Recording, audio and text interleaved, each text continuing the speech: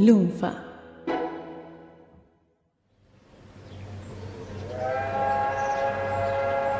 Eugenio y Mauricio partieron desde Nápoles a bordo del Oceanía en 1939. Viajaban con su hija Livia, de tan solo 1 año. 15 de diciembre de 1942. Querida madre, qué felicidad me produjo recibir su telegrama y saber que está a salvo en Nueva York junto con mis hermanos. Fueron muchos meses de angustia sin saber nada de ustedes y siguiendo desde aquí tan lejos las noticias de la guerra. La travesía desde Nápoles fue muy dura para mí, sufrí mareos y náuseas. Mauricio, en cambio, no tuvo mayores problemas. Según él, la cena al bordo del Oceanía era exquisita. Yo casi ni pude probar bocado, hasta el olor me descomponía. Mi mayor preocupación era que con el movimiento del barco, cuando intentaba preparar la sopa de semolín para Livia, se volcaba todo sobre la mesa. Varios meses antes del viaje, mientras amamantaba a Livia, Eugenia había leído en el diario una noticia terrible. Mussolini había promulgado las leyes raciales fascistas. Los judíos ya no eran más considerados ciudadanos italianos. Tampoco podían trabajar en instituciones públicas y las empresas debían despedir a sus empleados judíos. Habían pasado a ser personas no gratas. Muchas personas consiguieron documentos falsos, otras se ocultaron y otras tantas escaparon. Estas medidas inesperadas dieron lugar a acciones desesperadas.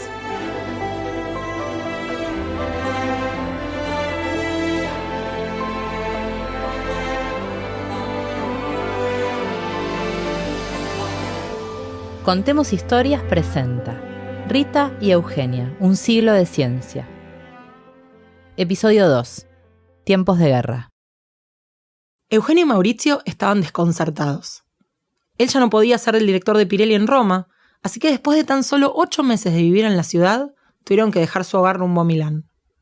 Mauricio decidió hablar con los directivos de la empresa. Lo apreciaban mucho.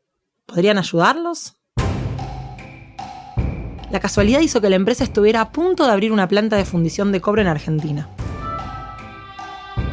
Le ofrecieron el traslado. No fue fácil conseguir la visa. Los precios en el consulado aumentaban día a día. El 25 de julio, 24 días después de haber dejado Nápoles, el puerto de Buenos Aires recibió a la familia con un inusual clima agradable.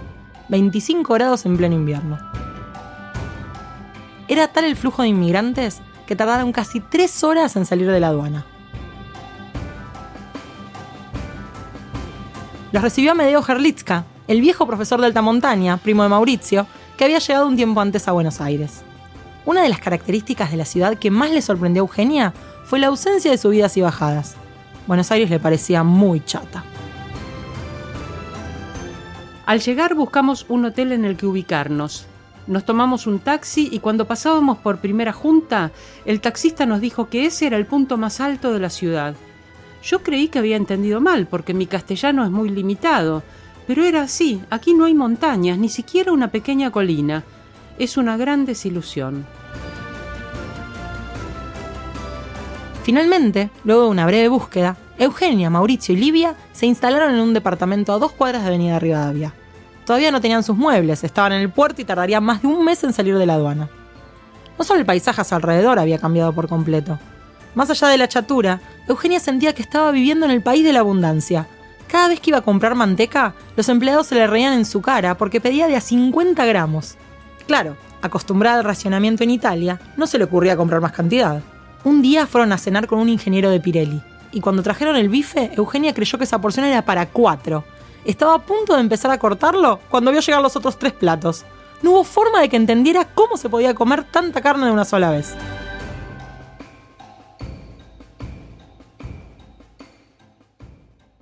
Poco tiempo después de que arribaran a Argentina, llegó una temida y triste noticia.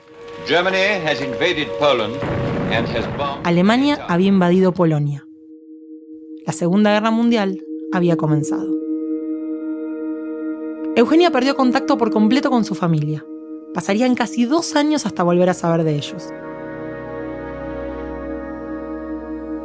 Pero esa no fue la única noticia que le rompió el corazón. Apenas unos días más tarde, le comunicaron a Mauricio que las máquinas que se necesitaban para abrir la fábrica de Pirelli en Argentina estaban retenidas. Mientras tanto, le ofrecían viajar a San Pablo. Así, Mauricio viajó a Brasil y Eugenia se quedó con Livia y su suegra en Argentina. Al poco tiempo, su cuñada Adriana y su familia pudieron escapar de Italia y viajar a Argentina también. Eugenia ya no se sentía tan sola y podía compartir con ella la responsabilidad de cuidar a su suegra. De hecho, convivían en la misma casa. Para pasar el tiempo, Eugenia iba todos los días con su hija a la aduana para ver si se liberaban los muebles.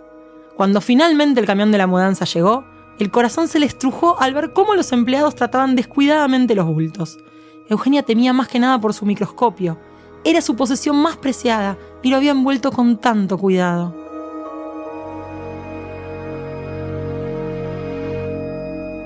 Eugenia extrañaba mucho a Mauricio, así que dejó unos días a Livia al cuidado de Adriana, su cuñada, y viajó a Brasil en barco.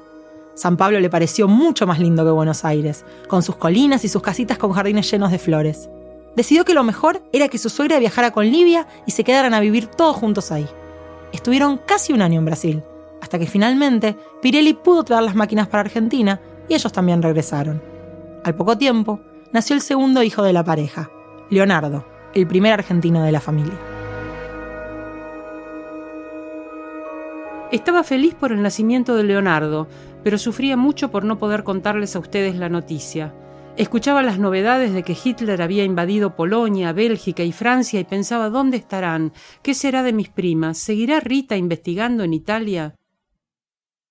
Cuando Rita se enteró de la invasión a Polonia el 1 de septiembre de 1939, estaba en una conferencia en Copenhague. Su camino había sido muy diferente al de Eugenia, desde que se habían separado.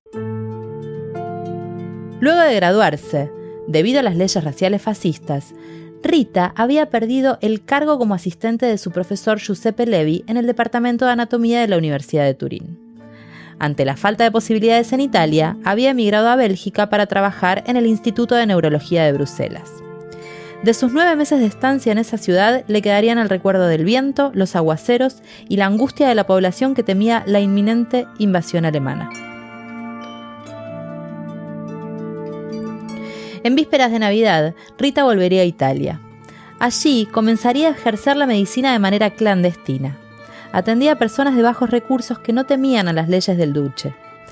Pero siempre necesitaba de médicos arios para que firmaran las recetas, así que paulatinamente fue abandonando la práctica.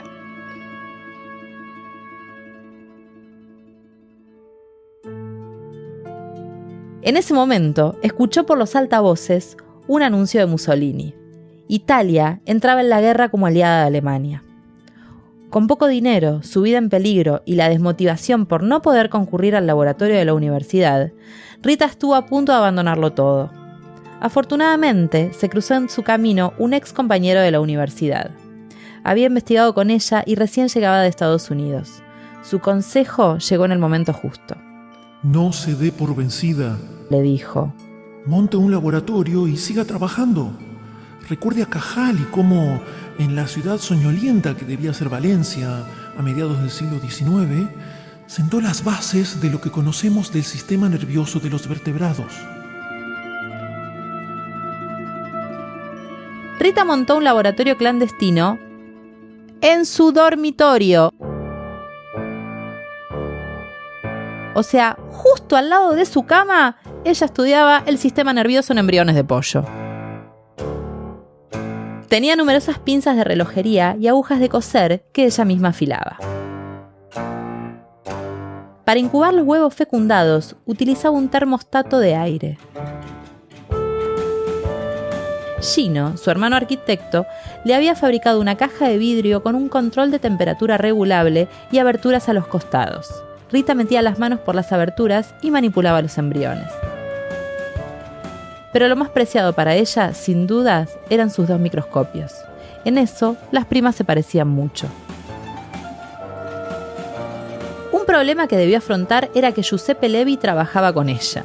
Su contextura corpulenta y sus movimientos torpes en un laboratorio tan pequeño hacían que varias veces los portaobjetos se rompieran. Era un elefante en un bazar.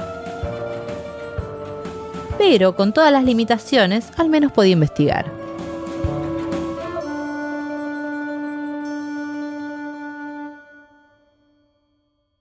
Mientras Rita investigaba en su laboratorio clandestino, Eugenia intentaba hacerse su lugarcito en Buenos Aires. Extrañaba su trabajo y quería volver a la investigación, así que lo primero fue tratar de que le reconocieran su título de médica. No lo hicieron. Ni siquiera le reconocieron el título de escuela primaria. Lejos de darse por vencida, comenzó a frecuentar la biblioteca de la Facultad de Medicina y a preguntarles a las bibliotecarias dónde estaban las cátedras y quiénes eran los profesores. Así, terminó tocando la puerta en un edificio desvencijado en Pasteur y Cangallo. Ahí funcionaba la cátedra de histología de la Facultad de Medicina de la Universidad de Buenos Aires. Su carta de presentación fue explicar que había trabajado 6 años con Giuseppe Levi en Italia y que sabía hacer cultivos celulares in vitro, una técnica que nadie más realizaba en todo el país.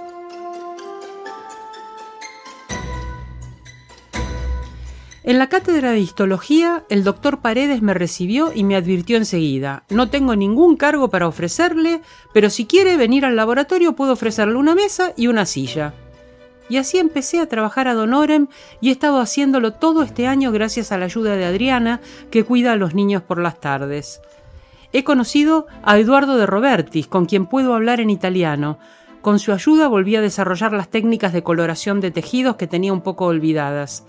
Estamos esperando ansiosos que se termine de construir el edificio de la facultad sobre la calle Paraguay para poder mudar el laboratorio.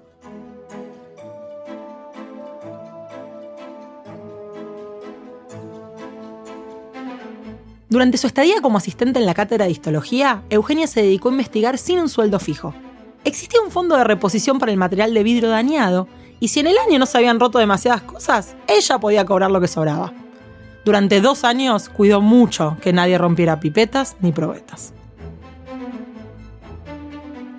En aquel entonces necesitaba suero para trabajar con los cultivos celulares, pero no había quien se lo diera, entonces se las arreglaba sola. Iba al mercado de Plaza 11 todos los días a la mañana en el subte, compraba una gallina grande y se la llevaba al laboratorio. Le daba una propina al muchacho que limpiaba y le pedía que se la sostuviera y le estirara bien el ala.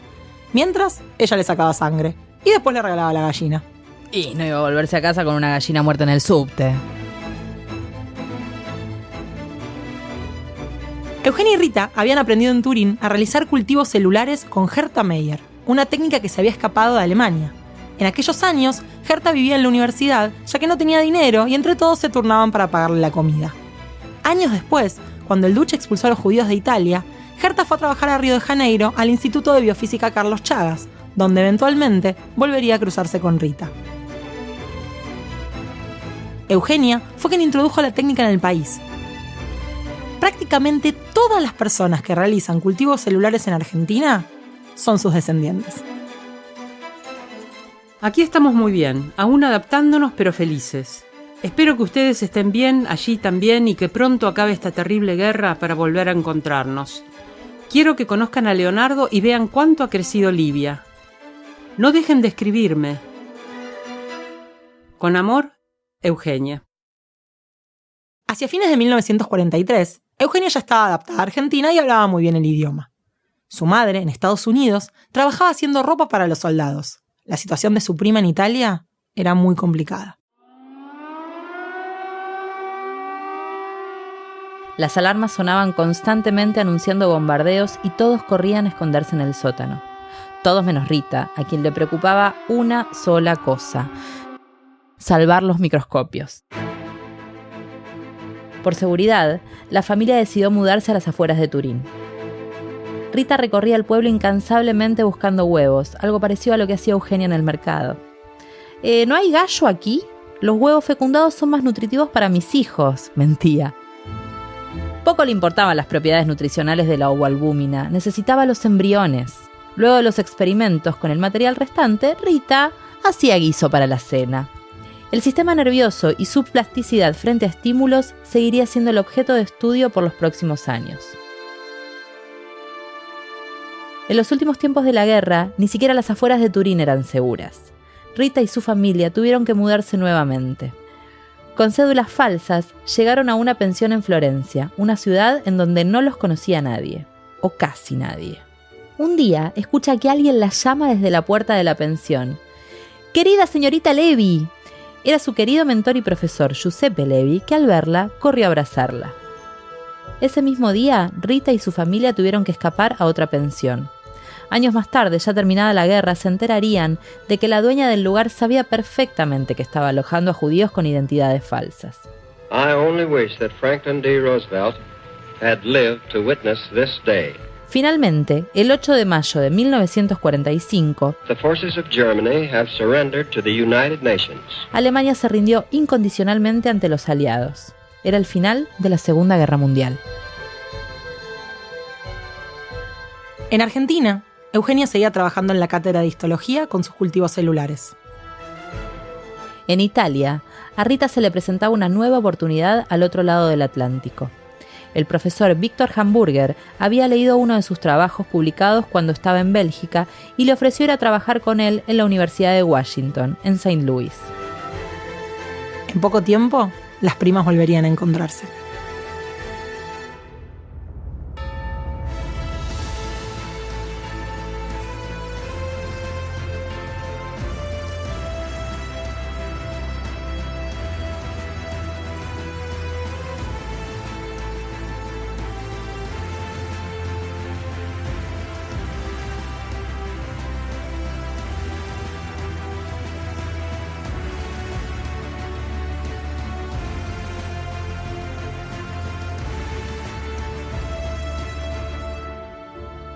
Este episodio de Contemos Historias, Rita y Eugenia, un siglo de ciencia, fue realizado por Valeria Edelstein, Nadia Cheramoni, Mariano Payela y Román Frontini para Lunfa FM. Podés encontrarnos en Twitter como @valervejita, @nschiara, @mmarianop y @romancen_.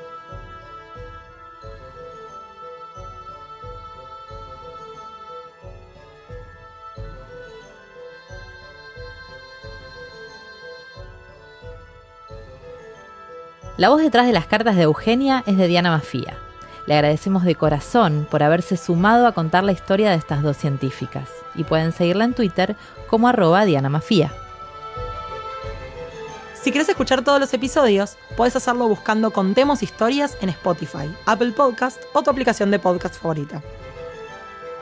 ¿Necesitas más podcast en tu vida? Busca Lunfa en tu aplicación de podcast o ingresa a lunfa.fm, donde vas a encontrar muchísimas otras series.